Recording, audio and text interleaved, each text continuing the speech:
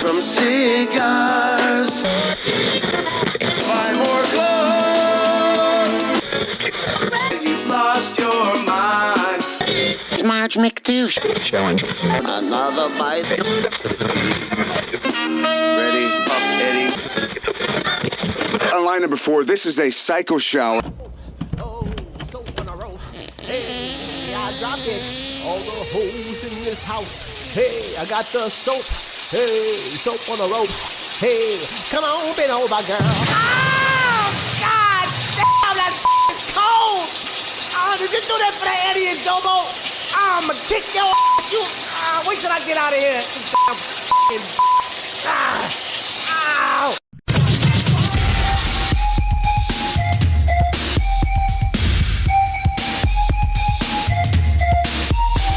Wherever there's a cheerleader, Eddie will go.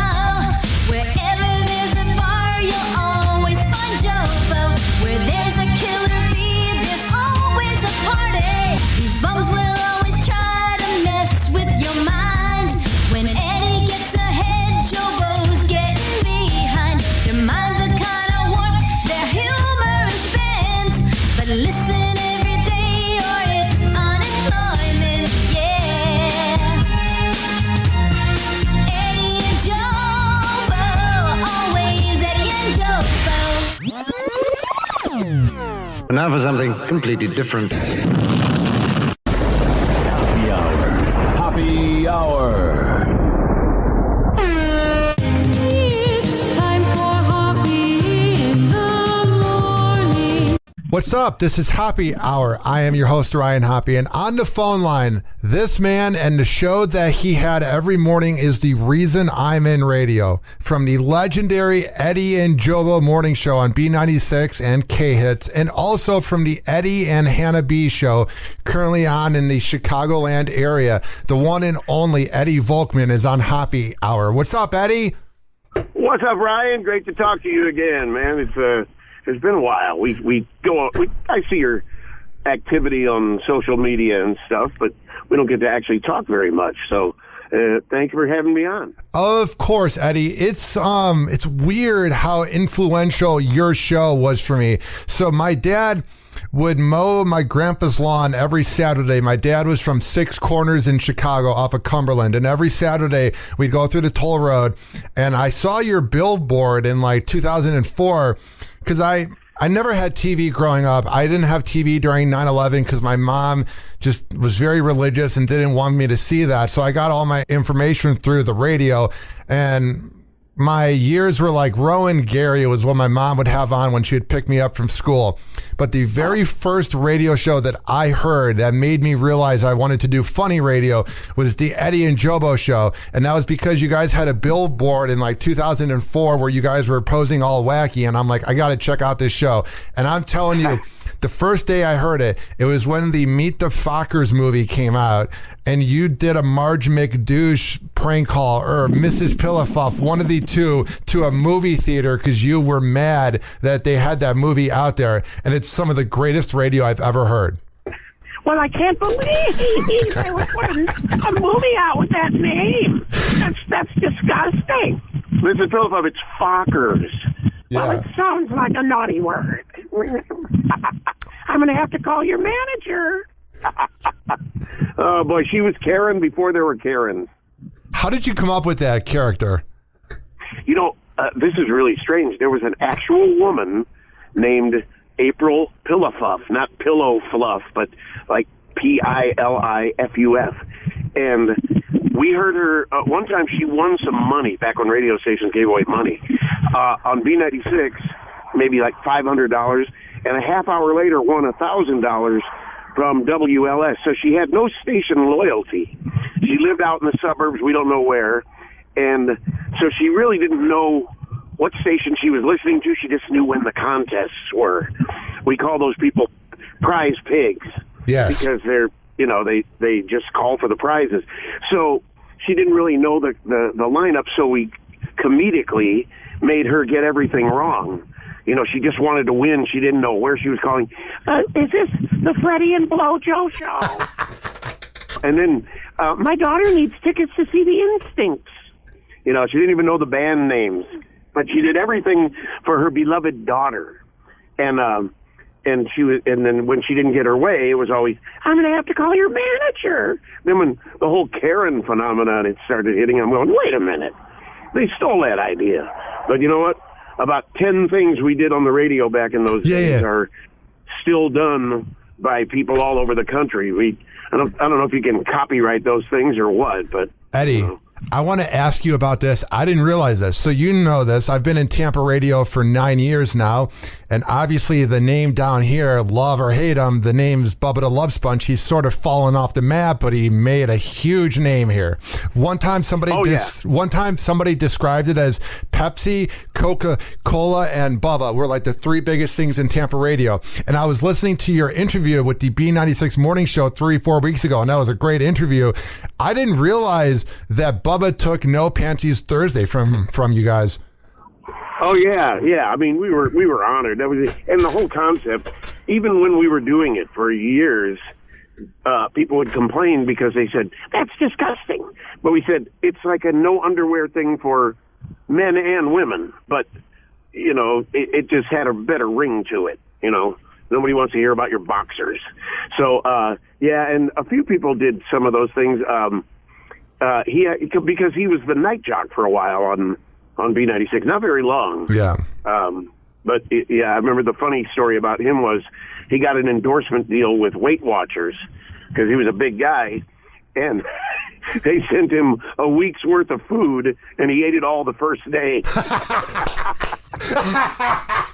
It doesn't work that way. It's not fat dissolving type food. It's like metered, measured food. So anyway, is he still on the radio there? He does brokered radio down here. I actually made him really mad the other day. I was in a mood to kind of like bust balls because that's what you do in Tampa radio. And I tweeted out, there's nobody who's better at living in the past than Bubba the Love Sponge. And he took a screenshot of a DM I sent him like when I was unemployed like 7 months ago saying, hey, would you want to air my podcast on Bubba Army Radio? And he's like, this you? And I'm like, you really didn't burn me. I just asked for a job and I'm just busting balls. Because he's one of those cats, same with other people I've worked with in Tampa, they have no sense of humor. They're able to rip into everybody else, Eddie. And that's what I always liked about you and JoBo was that you guys were able to take a joke. I don't like the radio hosts that rip into everybody else, but then you can't do the same to them. Right, and then they come back. You know what that is? That's just basically narcissism. And so, if you can't make fun of yourself, I've worked. You know, actually, there's a lot of people like that. It's what drives them to be in radio or in showbiz in general.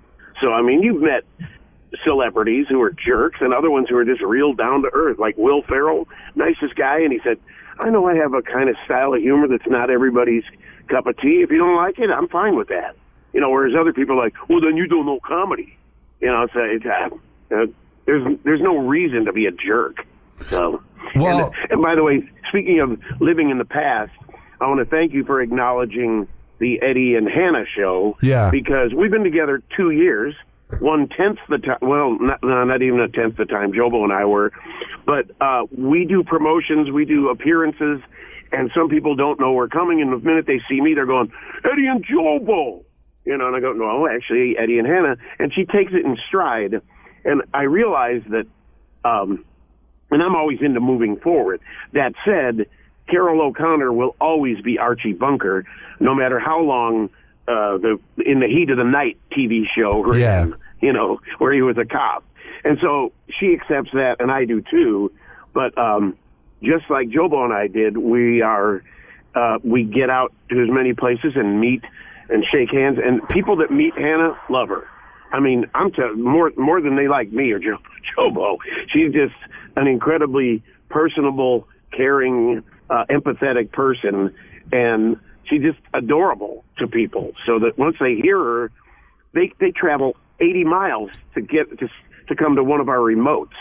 And if it was just me doing it, they wouldn't. I mean, other people would, but the Hannah fan club is growing rapidly. Yeah, and I saw the post you made where you had the joke about the UAI, United Auto Insurance commercials airing at the same time as Hannah B being on WGN. Right. And when I first, when they did we'll probably talk about this when we reunited on B96 April 1st. When I first got the news we were going to do this, I posted about it. And I said, "Don't worry, Hannah, I'm not leaving you for my ex." So, what is your relationship like with JoBo? Oh, it's great. I mean, we did that show Friday night. How did that go? Oh, it was epic. I mean, all these bands that were played back then that a lot of people don't know. Color Me Bad, Rob Bass. I think people know It Takes Two to Make a Thing Go Right. Yeah. In fact, there are probably a lot of songs people said, I didn't know they sang it, but Sweet Sensation, the Cover Girls, TKA, George Lamond, and the Jets, which that's a band that doesn't normally come to these big events, these multi-act shows. But JoBo and I had already talked. People were under the mistaken idea that we were in some feud and that we hated each other, partly because I got pretty mad when we were offered over $1 million each to do mornings on WLS-FM back around 2014. And JoBo, by diagnosis and self-admit, he's bipolar. And it was a kind of a classic thing because he accepted the job and then he said he didn't want to do it. And he went back and forth for weeks and literally months and then finally accepted. And I was kind of in a holding pattern because otherwise I would have been looking to do something else. And so he finally said yes, and then over the weekend, before we were supposed to start, gave an emphatic, no, I just don't want to do it. And so that's, I said I would shovel elephant poop for $1 million, who wouldn't? And so I was a little mad about that, and the fact that he went back and forth so much. But that doesn't last long. We were like we had a 20 to 25 years together. But I have the right to get a little miffed about it, and then I had to readjust my life a bit. But what is that? That's first of all, it was over 10 years ago, and secondly, so what? We did well enough at B96 that I actually didn't need $1 million job. I just wanted it, and I liked being on the air still. And they didn't want one without the other, and that was, that kind of bothered me too because I thought I've done a pretty good show on my own, and you guys ought to give me a shot, but they didn't. So, yeah, I was a little miffed about that, but we haven't been fighting. He doesn't talk to many people at all. So we literally live 160 miles apart from each other, and we live different lifestyles. I have a daughter in cheer and swim and all this, and he's unmarried and no kids. So even when we worked together, we went out to lunch and did all kinds of things together, but on weekends we didn't really hang out because we had our own things to do. So there was no bitterness or anything. And so with that in mind, we arranged our opening appearance on stage to come from the opposite sides of the stage and give each other a big hug. So, whatever people wanted to think, if they thought, oh, that's so nice, they like each other again. The fact is we never didn't like each other. So back then, what was the way of communicating about the morning show? Because on various radio shows I've worked on, there's like a group text, or you send DMs on Instagram, or there's email. When you guys first began the show until it ended, how would you and JoBo talk during the day about planning for the next day's show? Would you call each other on the phone? How did you guys do it back then? When they first paired us together, JoBo lived in Wheeling, Illinois, the northwest suburbs, and I lived in Northbrook, Illinois, which is almost adjacent to Wheeling, except for a big forest preserve in between the two. So we each had a good 30 to 45-minute drive into the station. So we had the old cell phones that were locked in your car, like on the dash, and we would call each other on the way home from the show each day and talk about what we did, what we could do better. And basically, we were the only two. While we were on the air, we would talk to the producers. You know, there's like 5 to 7 people that put the show together. You know, remember producers? Yeah. And so then going in the next morning, 3 a.m., we could call each other and say, hey, I just heard this, and I was thinking about this, and we'd have a whole plan by the time we arrived at the studios downtown. But subsequently, when we both moved downtown and we eventually ended up living in the same condo building, he was like 3 floors below me, and as he liked to say on the air, yes, folks, Eddie's unit is twice the size of mine. So we would just see each other because we would either walk home or cab or Uber or whatever it was at the time, and have the same conversation, but just not on the phone. And because we had those themed days, like Confession Wednesday, and No Panties Thursday, the preparation wasn't difficult because we would just decide what theme we would have for Confession Wednesday, and then the calls would be the content. So it's not like we had to prepare a ton of content because we had such an active listener base that the callers were the show. Yeah, and the one segment, I was thinking about your show when I was driving to this interview today. The one that's really underrated was the 6:20 crime report, Suburban Crime Report. I used to be taking a bath, or I'd be taking a shower, and I'd have my dad in the other room, and we would listen to all the wacky things that would go on. It was the best. Oh, thanks. Yeah, I've actually considered doing that on my stations now because that came up in the early 90s when a lot of people don't think Chicago is as violent as it's ever been. The early 90s with the crack wars and the gangs were almost worse than they are now. And, you hear Chicago's murder rate the worst in 20 years. And I go, or 25 or 30 years. And I go, yeah, the 90s. And so the idea was crime in the city was always a shooting and some kind of murder and stuff. Crimes in the suburbs, at least then, were stolen lawn flamingos and stuff like that. And so, sorry, my wife is driving up next to me. You're good. So it was funnier because they were goofy crimes, but now, there's like murder in the suburbs. So yeah, it's harder to find silly crimes. Now, I listened to you in the era that you guys were playing hip hop, and it's pretty much what got me into hip hop was B96 and 2004, 5, 6, 7, 8-ish. How much did you like, because I know you liked the music in the 80s and 90s, but were you guys a fan of listening to like Ying Yang Twins and Chingy and Ludacris? Yeah, that was it added a little extra, some extra fun to the whole. Yeah.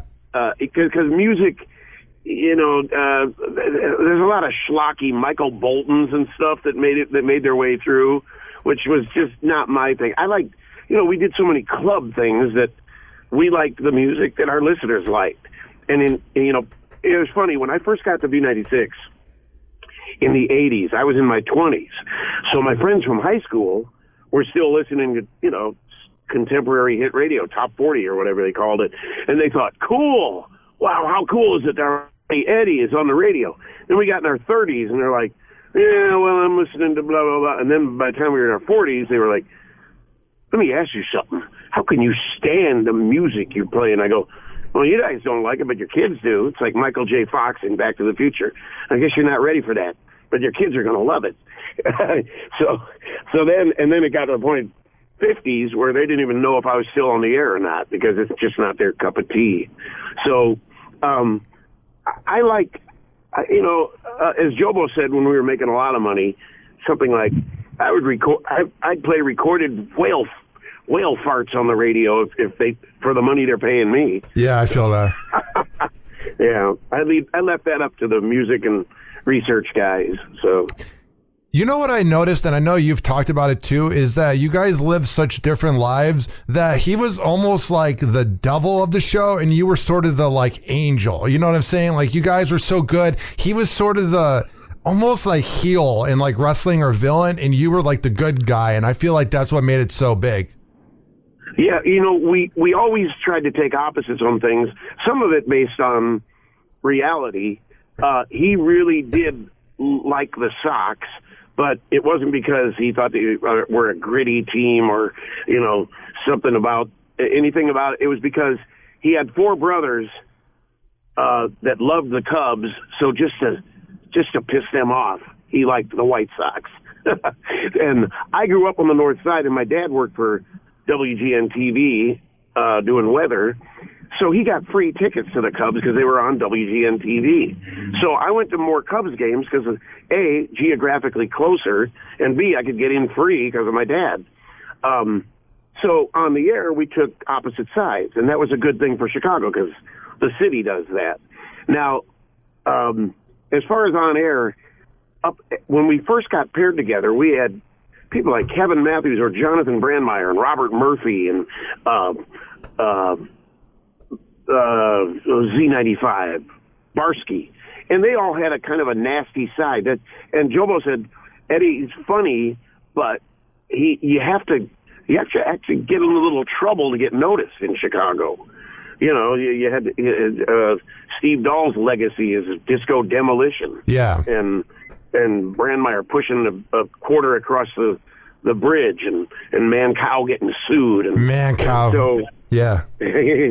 Yeah, so JoBo wanted to be, and he also wanted to get that TMZ kind of question, the prurient interest. He thought like, kind of psychologically things, everything, Freudian things like sex, food, and cars, things like that. And so you can't go wrong. And dogs, you can't go wrong talking about things like that. And I would then make the humor about it. The cool thing is I grew up with a brother who was like not even a year older than I was. So we'd wake up in the summer to go do what boys do. And my brother would say, this is what we're going to do. And I'd be like, I'm good. I'll augment whatever it is. So JoBo always had an idea of where he wanted to go. And I said, I can make a joke out of anything. And so it worked into a great partnership. I was doing mornings by myself without JoBo, and then he was the night jock. And I did all these characters and stuff, but I would write out scripts and record the character voice and talk to it. Yeah. So I thought, this will be better. I'll give JoBo his half of the script, and he talk to me. Well, he's kind of a scattered guy, so he was never able to do it. It was like, it just didn't work. So out of necessity, we learned improv, basically, for doing Inlanders, or This is the OJ, or any of those things, and just developed a chemistry that I don't know could be duplicated. We were talking about it at this big show Friday night, that those magical days of radio, for one thing, can't be replaced because what is tolerated on air is not the same. And we crossed the line or walked the line a lot. But every character we did, I was telling you about Mrs. Philippuff, we actually even used the name. I don't know why she didn't sue us or she just moved away or something. But that was based on a real person that's overprotective of her daughter, like a soccer mom and a Karen as for these days. But Marge McDouche, everybody knows that local shot in a beer bar where there's, sometimes a little old lady who smokes and talks to everybody and thinks she's worldly and she's seen it all and, but has a good heart. That's why when it sets you up for the love test. But we gave her that whiskey voice. And then Murph with a mullet, like a homophobic softball playing, loudmouth, misogynist kind of guy. And the funny thing is we never got complaints. Even some of the language we use that you wouldn't use on the radio these days, because they knew we were making fun of that type of person.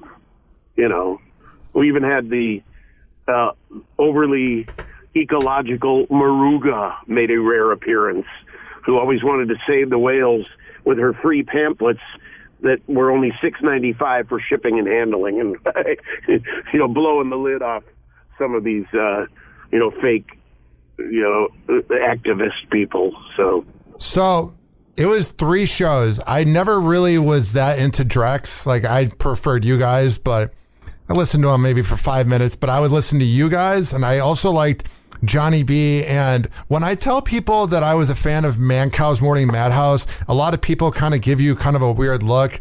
What's your relationship like with him? Because I personally found him very fascinating and entertaining to listen to. It might have been because I was in middle school when I was listening and it was just really edgy, but there's something about that guy that I find fascinating. I don't know what it is. I'm friends with him.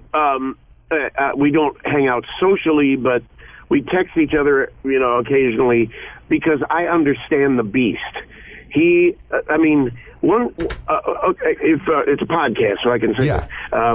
One guy once told me, "You're not enough of an asshole to be a morning man," and I said, "Well, you big doo-doo head." Yeah. I mean, it's kind of true, and you think about it. Ask people that worked with all of these legendary morning guys. There are a lot of people that say they did. I mean, I've worked with a lot of people that worked with Mancow who despise him for the way he kind of treated them, that they claim. I was not there, so I don't know. But JoBo had his quirks of his own, and I've worked with other people, so I understand the nature of a kind of a narcissistic, loud, boisterous personality, and that's just who they are. So I don't hate him, but I understand how he rubbed some people wrong. I know a woman that worked with him that won't even talk about it because she's so traumatized. Where's my? It's okay. Sorry, you're good. Distraction there. So anyway, and I find he and his buddy Midge. Yeah, love cheese. Yeah. Ripoli. He's an outstanding producer, and I don't know if he ever got the credit that he deserved, but just like people that worked on our show, the show doesn't fly without somebody really getting stuff, arranging interviews, production values. I mean, that guy made a new parody song every day. I don't know how he was able to do multiple voices and all that, but he ran a tight show and a lot of goofy stuff, and it might be somewhat offensive, but I was listening to it from a radio standpoint and how well it was put together. And he's probably tormented somewhat, but a lot of artists are. So, yeah, one time I sent him a DM and I asked him if he'd want to call into my podcast, and he goes, "Could I call into your podcast?" Yes. Do I want to? I'm not sure. And I went, that's the most Mancow answer ever. Yeah, that's true. Well, he'll alternately send me a GIF of some girl in a thong riding a bicycle, and then a Bible verse. And then 3 days later, a Bible verse. So, it's fascinating. Yeah, I love his social media presence. It's like a picture of him and like Chris Farley from like 30 years ago, and then it's like then he'll like do AI pictures of his wife, and I'm like, oh man, I bet she loves that. Yeah, but I talked to him. I even mentioned him on stage Friday night when I was talking about the greatness of the era that we were all celebrating, the 80s and 90s of radio, because people were dependent on it for new music and everything. My 12-year-old daughter wouldn't turn on the radio to save her life, but she's forced to listen in the morning when I drive her to school, and she likes and she pays attention, but it's just not, the same things, morning shows everywhere are a guy and a girl asking boxers or briefs, and it's just sad. Yeah. Nobody's, for one thing, radio, like every other business, is layoffs has caused a lack of talent pool. So there's not a lot of up-and-coming personalities, and if somebody has a great personality and a lot to offer entertainment-wise, the first thing they think is TikTok. They don't say, I want to go on radio. That's why I'm fortunate to have kind of an old soul in Hannah, because she's good on the radio and she loves the medium of radio, but also is very much into the social media aspect and put together this whole video about typical Swifties when the night the album came out. She had on Taylor Swift pajamas, Taylor Swift bracelets and everything, glass of wine, chocolate, and a box of Kleenex. And I don't know if you've seen the video, but it's outstanding, and it's gone viral. And she's, that's the kind of thing she adds. And there's sometimes more views of her videos than there are total listeners to the station. She's going to be the next big thing. Yeah, and partly because she deserves it, and she's a good human, So I wish her all the best, And I told JoBo, I said, I'm doing this because I love it now. I don't need to be working, but what else would I do? My wife even says, you'd be bored. And I think I'm still pretty sharp with the stuff I do, so, Yeah, and I remember this last time when I interviewed you and I asked you some advice that your dad gave you was that you needed to make Eddie Volkman into a name. I remember you saying that during our last interview. Yeah, and now people, that knew me, I tell people for 20 years my last name was JoBo. Yeah. So now people that knew my dad on TV, here's my last name, they say, Volkman, is your dad Harry? And I go, you should see my mom. And then the rim shot goes off. And funny thing is, my mom never laughed at that joke, but, Was there ever a time where JoBo was sort of crazy that morning and maybe was saying some pretty edgy things and you were sort of like sitting back and you're just sort of like, oh, man. Yeah. Part of JoBo's personality, and I know it comes from his mom, bless her heart, she's still hanging in there. She would always suspect the worst of people. If you hear two stories, JoBo would accept the worst one because he thinks people have things to hide. So, and this is just one example, and I don't want JoBo to listen to this and get mad at me, but the morning they found Michael Jordan's father dead on the side of the road. Yeah. It turned out to be a random robbery, and they didn't know who he was. But Karen Hand broke in and said, hey, sorry, I have some sad news. It is confirmed that it was Jeffrey Jordan. Was that his dad's name? I think? I believe so, yeah. And without missing a beat, JoBo said, oh boy, I guess Michael's gambling debt's caught up with him. Oh my goodness. And I was like, wow, you can't do that. And I was kind of horrified, but it was also JoBo. I was like, I don't edit what he says, and I wasn't mad or anything. I was just a little shocked, but I always remember that day, and then it turned out not to be. And so other times he would read the National Enquirer about Michael Jordan having an affair. Of course, and he would believe every word, and you never know the sources. Yeah, but NBA players, that's sort of their thing. It's like kind of the unspoken thing, Yeah. It's it's sad, but it is what it is. Yeah, but it is every day. Someone's missing from work, and they had the flu, but it's like, I'll bet I know what happened. And I think, oh no. So, anyway, what do you think about the Radio Hall of Fame? I got to be honest. I would be honored if that ever happened, but I think we had a better chance if we had done the WLS thing and been on Chicago radio for like 10 more years together. Yeah. And now I think it's kind of because I vote every year for guys like Mitch Michaels. I think that guy was. I listen to him. And I love to go up to him because he was working for one of our sister stations, The River, and so he got let go not too long ago, and we were shocked, but it was part of cutbacks like in radio everywhere. But every year when it comes around, I put his name in, and he's one of the few guys. I have a lot of people come up and go, I hope you won't. Even last night, I was out watching a band, and a bunch of women in their late 30s or early 40s came up and said, I hope you're not offended. I used to listen to you in high school. I go, not at all.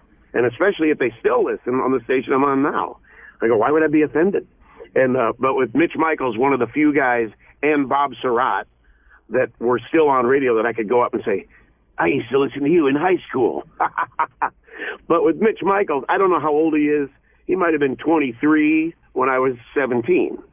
So, you know, Yeah. I still could listen to him in high school. He was this guy that got on the radio early in Chicago at a pretty young age. So good for him. I'm telling you right now, I don't know if I would have gone into radio if it wasn't for your show, because to me, one of the saddest days, I went to North Carolina every year in November to see my uncle. And I remember I was on my uncle's BlackBerry, and it was early Facebook. And I remember somebody put up Eddie and JoBo are no longer on B96. And that day and Opie and Anthony breaking up were like the two saddest days for my radio. And it's not that I never listened to B96 again, but there was a part of me as a Chicagoan, Eddie, that day, I remember it and it just sucked. Yeah.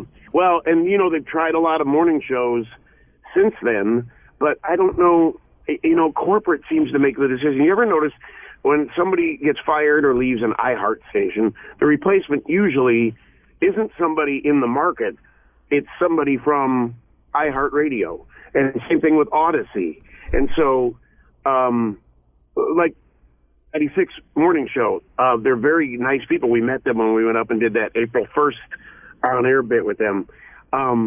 But one's from Phoenix originally and one's from Seattle.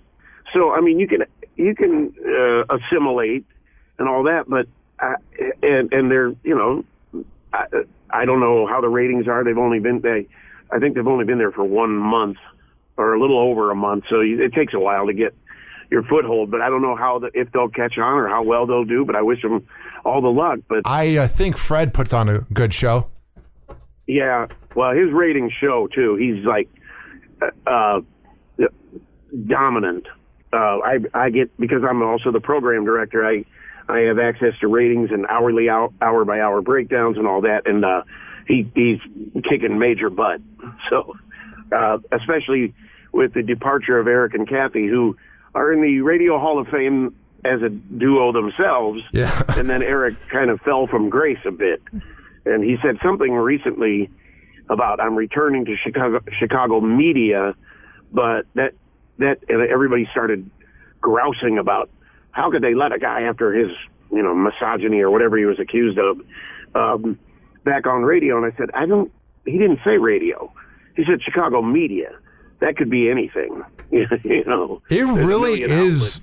It's so crazy because everybody that I grew up with, all their moms listened to that show. It's crazy. My aunt, my other aunt, my cousins, everybody listened to that show. And it's so crazy how far he fell. I'm not trying to talk smack, but it's so crazy how they had billboards everywhere in Arlington Heights where I grew up. And then he's not in radio anymore. It's bizarre for me.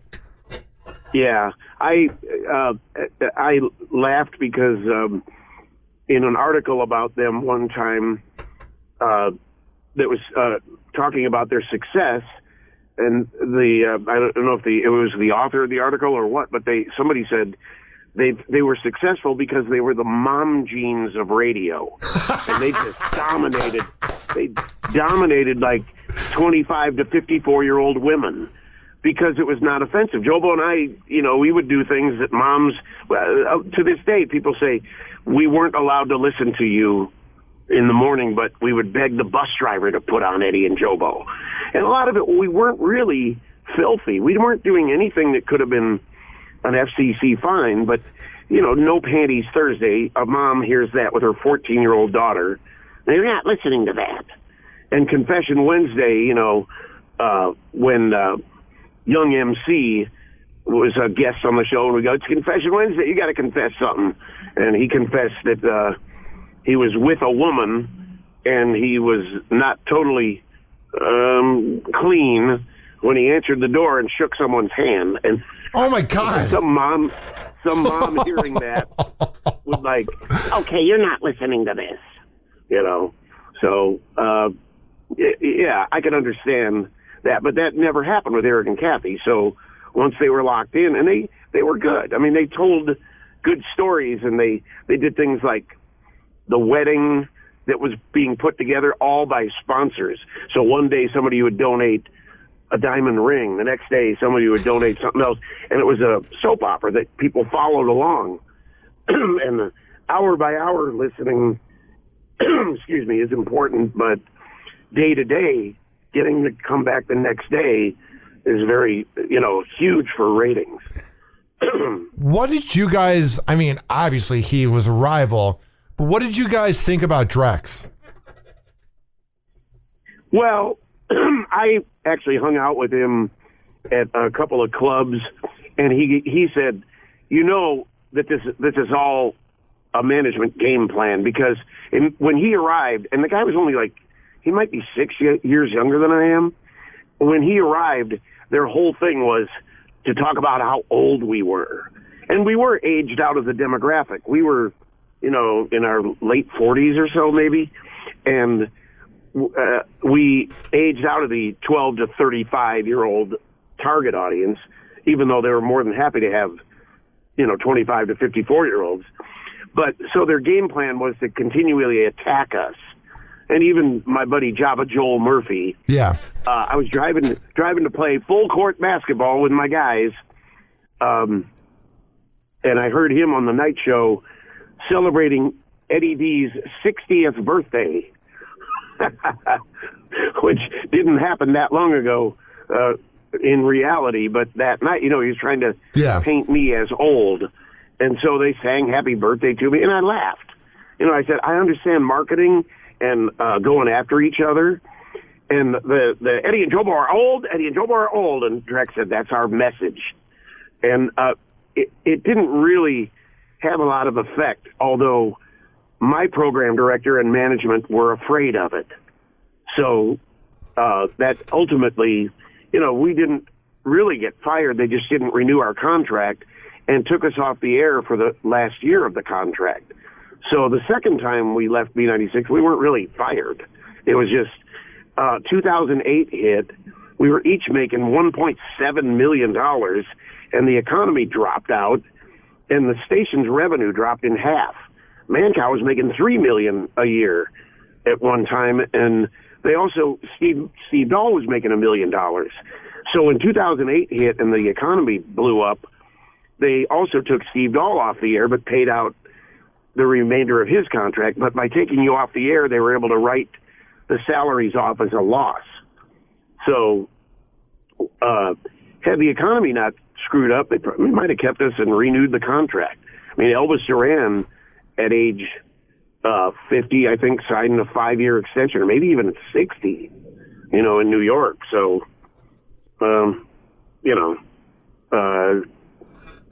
that's the way that played out. Yeah, it was a vibe changer for me, because it was just like, I hated going to school. I just thought it was so boring. And there were times I would pretend to be sick, and I would just listen to you guys till 10, then listen to Brian Middleton and Roxanne and Styles and Roman.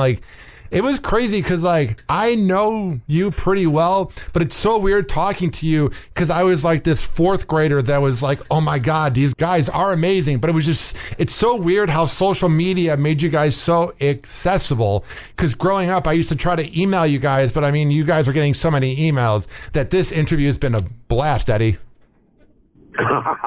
Well, it's great to watch how radio has changed, even if it's not necessarily for the better. But I'm glad, and JoBo kind of, at the show Friday night, we had, instead of coming back out on stage every time, they made like a makeshift radio studio on the left side of the stage as you're looking at it. And we would sit there with our microphones. It looked kind of like we were doing American Idol. In fact, when George Lamond finished, I said, congratulations, George, you're going through to Hollywood. But while the acts were playing, we kind of looked like dorks just sitting there not doing anything. I thought, they should down the lights on us, because we're sitting there watching and enjoying it. But JoBo leaned over and whispered to me, he goes, I think we were in radio at the perfect time. Watching these acts and the passion from the people in the audience and all that. And I said, yeah, I said, there's passion for Taylor Swift now, but not for the radio hosts so much. Yeah. And it's changed the way you do a show. I mean, there was a time when Robert Murphy always had to show up in a expensive leather jacket and in a limo, and Danny Bonaducci, I'm gonna Valley the Viper. And Johnny B, yeah, baby, and JoBo and I, me parachuting into the first summer bash, and JoBo riding in on an elephant. Nowadays, they want somebody whose trash cans blew away during the wind last night, just like yours did. They have the same problem with housebreaking their dog that you did. It's not the, hey, guess I had Jennifer Lopez in my hot tub kind of thing anymore. So It's you've had weird. to adapt. That's why someone as real as Hannah is effective, because everybody can relate to her about her dating troubles and her swiftiness and all that. It's just what you see is what you get. Eddie, how can people check out your show with Hannah? You can do any of these star stations I'm on. There's Star 96.7, there's Star 105.5, and there's Star 102.3 on any of the Odyssey, iHeartRadio, or even just the websites. Each one of them's star967.net. But yeah, any of the Googles and stuff, your smart speaker, just say play Star 96.7, 3 to 7 p.m. Central Time. And we also have a lot of our best bits are on Spotify at Eddie Volkman and Hannah B, HANNAHB. And we have a ton of stuff in interviews with people on there. So, and I'm just Eddie Volkman on most social media too. Well, it was either I was on the bus and I had a CD player and I was going between 50 Cent or Lil Jon or your morning show, or I was on the playground or in my room growing up. But I can't explain to you, Eddie, how much the Eddie and JoBo show meant to me. You guys were just so different than anything I've ever heard. And I got interviewed recently by a Tampa Bay magazine about my life, and I'm going to post it. And in the article, it talked about me growing up, and I mentioned how you guys had a huge impact on me. So thank you so much for the last 50 minutes on my show. I appreciate it, man. Anytime. And when you come back to town, look me up. I'm definitely going to be back in August, so I'll definitely message you. You by my estimation, you must be 8'4" by now. Here's the funny part. Here's what I love, Eddie, because people listening, I'm 6'8.5", but I round up to 6'9" on the dating apps because of the number. I have to. Yeah, all right, yeah. And they go, 6'9", you pervert. Yeah, or they think I'm lying. These girls will be like, oh, there's no way you're 6'9". And then I meet them in person and they're looking up at me and I'm like, yes, I'm 6'9". Yeah, you're safer in a radio studio, though, because if you go to a Walmart, they're all like, do you play basketball? Oh, my God, Eddie, all day. Actually, Yeah. It's been less recently, but it's always when I'm not in the mood to talk. It's always when I do morning radio and I'm up at 3 a.m. and it's like 4 a.m. at like a coffee place and I'm getting coffee and it's like, how tired are you? And I'm like, it's 4 a.m. I know. Well, it's funny because I was hoping when I woke up this morning, my voice was shot. Yeah. Because of the Friday night on mic all night and talking to people too. Then I went out to see a live band last night and they were so loud, but I got recognized by like about 7 different people in this bar, and they all wanted to talk about, what are you doing now? There's no marketing. A lot of people don't know. And I go, I'm working out. So it was worse in the bar than it was the show the other night. But I sing in a band, so I'm my voice recovers pretty quickly. So, all right, man. Well, it's great to be on, and of course, post that. I want to see it. I'll repost. I will. I'm going to post it in all the B96 groups too. Okay, awesome. Awesome, Eddie. All right, Thank man. you. Okay, bye. All right, bye. And that was the one and only Eddie Volkman as he called into Hoppe Hour. Now, if this is your first time hearing my voice, hi, my name's Ryan Hoppe. I grew up in Arlington Heights, Illinois from 1993 till 2014, and then I moved to Cleveland and Tampa Bay, and now I've been in Tampa for the last 9 years. And I have two forms of my podcast, Hoppe Hour. The first one is me interviewing people on radio. I've done over 350 interviews. And also, I have one that sounds kind of like a morning zoo from the 90s, growing up listening to Brandmeier and Eddie and JoBo and Mancow's Morning Madhouse.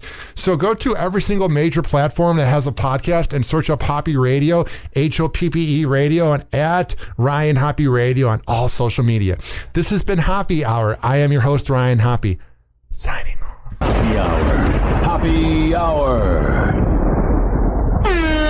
And like that, he's gone. So, how's your day going? It's Eddie Volkman on Star, and the Democratic Convention continues in Chicago, and these goofballs chopped through chain link fences and cement and all that, and they're in jail. So that's where they should be, because they gave them all the space they needed, but they still had to be destructive, and it's not a good look.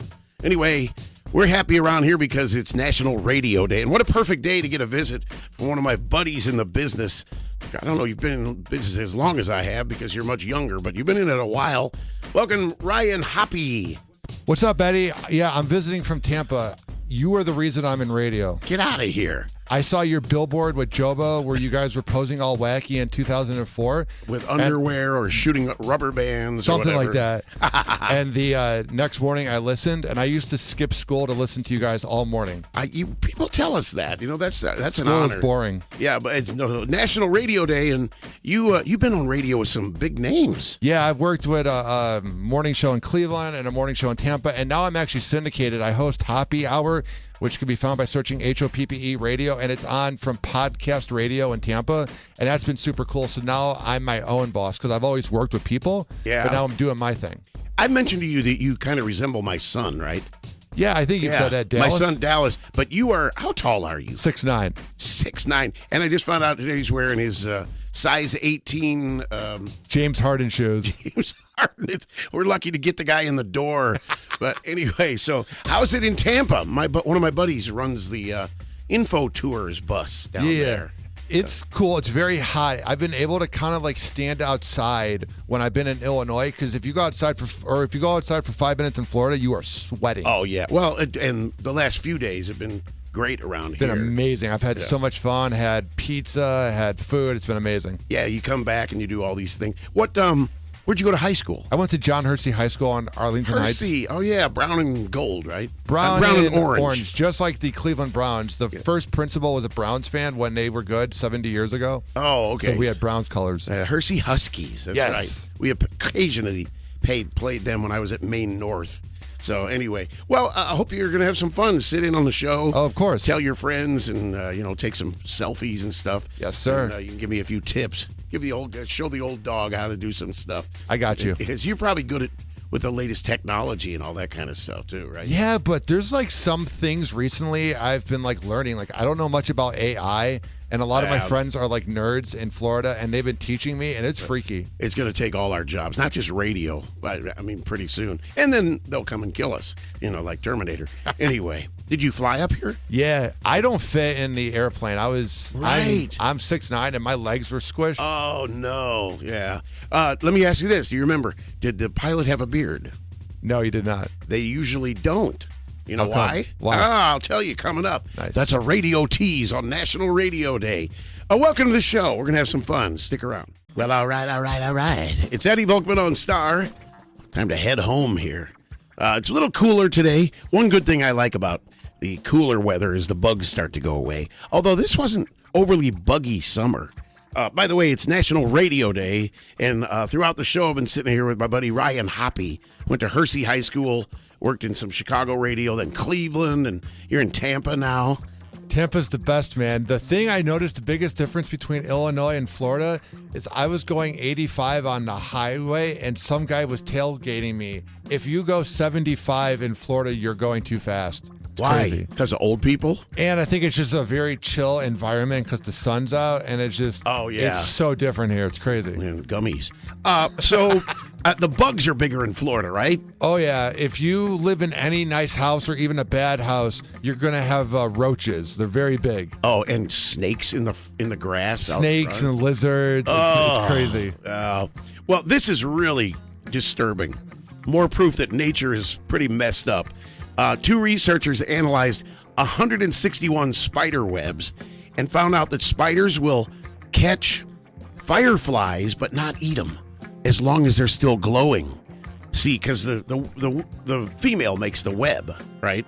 So the glow will still be going, so other fireflies will see the glow and be attracted to it, and they'll get caught in the web. And pretty soon they have this whole big supply, and that's how some spiders attract mates, because they got the table set for them, just like 1950s Donna Reed show. So then, as soon as the trapped glowing firefly loses its glow, they're instantly eaten. So how'd you like to be? It sounds like a horror movie. It sounds like a Vincent Price thing. As long as you continue to glow, you will live. The minute your light goes out. God. Bugs are creepy. Now I hate them even more. Actually, I'm not overly scared of bugs. When I lived in a downtown high-rise, there were spiders, like 5,000 spiders, usually little ones, all over the windows up high, because they just crawl up there. And my daughter, when she was like 2, would go, "Itsy bitty spider." Now we get like a tiny little spider in her room, and she screams bloody murder. My wife called me to the basement the other day. "There's a huge, huge spider down here." And I go, "What's huge to you?" And she goes, 3 inches. And I said, "Oh, really?" Okay. All right. In spite of it all, we're going to do the senseless survey coming up for National Radio Day. Yeah, you can't build a radio without electronic parts, so we're going to call an electronics store. Stand by, coming up.